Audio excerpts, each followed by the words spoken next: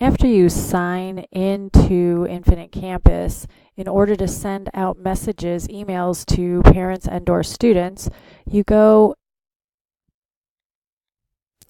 into the instruction area, go into Message Center, and once you're in Message Center, you click on New. After that, you put class message is the type of email you want to send.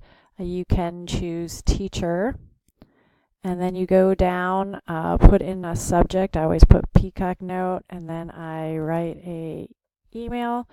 Press next. If you just want to save it, you could save it, but I just send it. So next, I have to choose who's going to get the email. All people. I have to select I expand all. I select the term and the class or classes that I wish to send it to. Press next. Oh, look, it tells me I forgot something. I need to click on students, and I want their contacts and the students. Then I press next.